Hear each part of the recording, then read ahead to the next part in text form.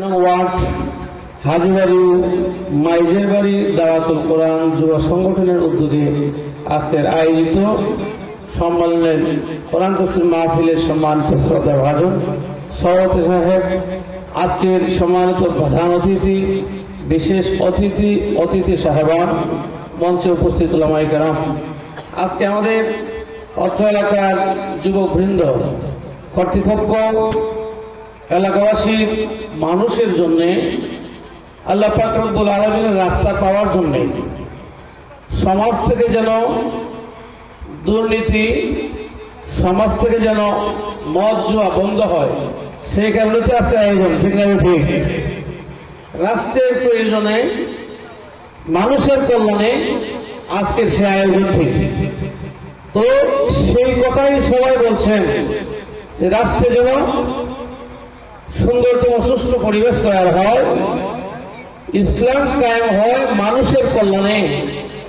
তো আমি মোবারকবাদ জানাচ্ছি আজকের আয়োজক বৃন্দকে যে সুন্দরতম একটি পরিবেশে কোরআনের হাদিসের বাগানে হাদিসের বাণী, কোরআনের বাণী শোনায় দেওয়ার জন্য।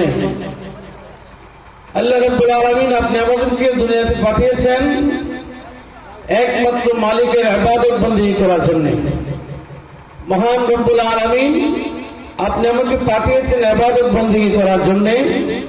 আর ইবাদত বন্দেগী মহান রব্বুল আলামিনের দরবারে করতে গেলে আমাদের দুনিয়ায় যতদিন হায়াত আছে, আমরা বেঁচে থাকি যতদিন পর্যন্ত, উদ্দেশ্য একটাই, মালিকের ইবাদত বন্দেগী করা হয়েছে। রাষ্ট্রীয়ভাবে, সামাজিকভাবে, ব্যক্তিগতভাবে, পারিবারিকভাবে প্রত্যেক মানুষের বিভিন্ন আয়োজন থাকে।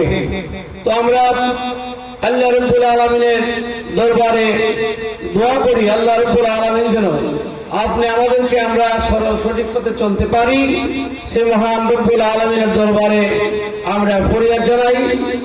আর আমি নির্বাচন করতেছি, আমি এলাকার সন্তান, আপনাদের সন্তান হিসাবে দোয়া চাইতেছি সবার কাছে যেন আল্লাহ পাক ইসলাম দেশ মানবতার কল্যাণে আমরা সম্মিলিতভাবে কাজ করে যেতে পারি।